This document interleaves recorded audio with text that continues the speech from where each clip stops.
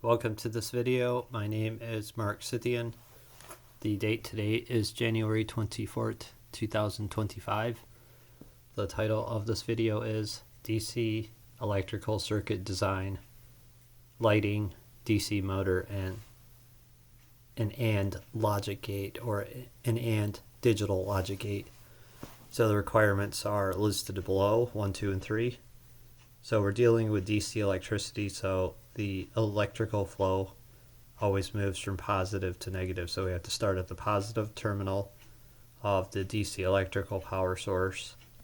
And instead of worrying about resistor values and all that, we can just focus on organizing which components will be on which circuit. So because we want to have a constant voltage across 1 and 3, the motor and the AND logic gate, they should be on parallel circuits where the voltage remains constant. So we'll focus on their placement and then their final output values of 12 volts and 30 amps, 4.5 amps respectively. So notice that we have an AND digital logic gate, and we could assign a two-way positive and negative AB terminal, which is typical. However, the aspects creativity on programming digital logic gates for double positives or double negatives are also available. So we'll just use the default power supply, for which 2 switches have to be depressed to activate the digital logic gate C. And then we can allocate the last component, the LED, on a series circuit where the current remains constant.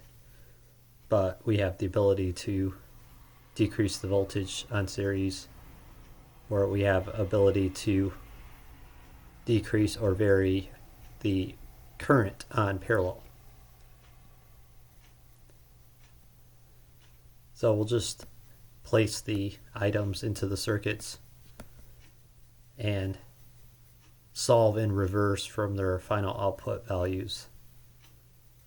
So we place the amp ratings for each device with respect to R1 and R2, the motor, and the AND logic gate and digital logic gate. So using Ohm's law, we can solve for the resistance values at R1 and R2.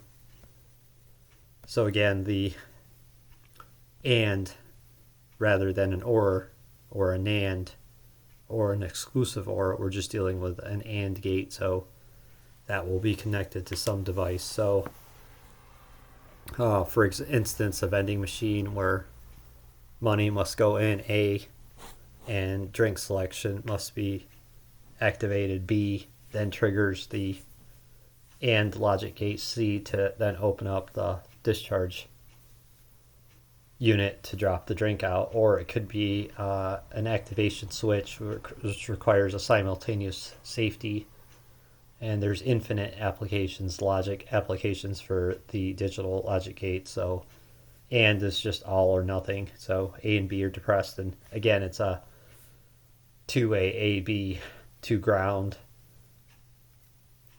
actuation, AB switches, and then C triggers.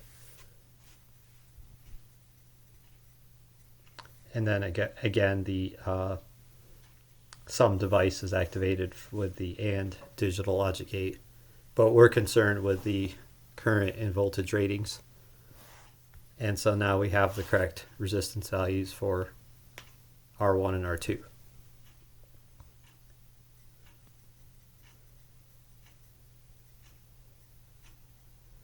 So now we have the last component, the LED on series, and we place the voltage and current rating that we need for the LED, 6 volts and 4.5 amps. So the source current must provide for the 2 current drops and the 2 current drops on parallel, R1 and R2, and the constant current on R3 in series. So we actually need 39 amps of total current from the positive terminal. So the DC electrical power source might be a 1000 amp battery having 12 volts, but the circuit design will only take 39 amps from the battery. So that could also be an alternator converting AC to DC through a rectifier, diode, and voltage regulator. Rotor, stator, diode, and voltage regulator actually. Or it could just be an AC electrical power source that rectifies, and diode, rectifier, bridge converts the AC to DC either through the analog method or just through a USB pulse width modulator, but either or, it is a DC electrical power source with substantially more amps than needed. So the circuit itself only extracts 39 amps from a much larger DC current ampere source at a constant voltage of 12 VDC.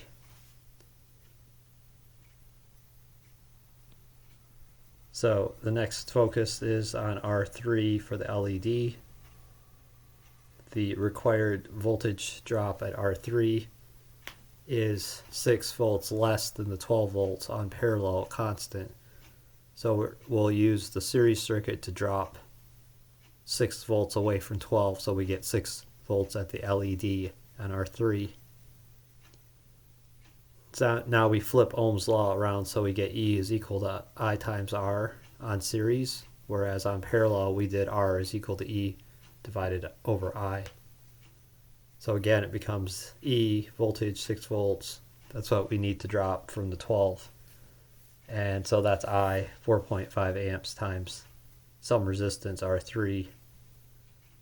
So now we can just solve for R3, 6 volts DC divided into 4.5 amps, 1.33 ohms. So now we have a functionally ready to go DC electrical circuit supporting the AND digital logic gate, the lighting, LED, and the DC motor. Thank you for watching this video and have a great day.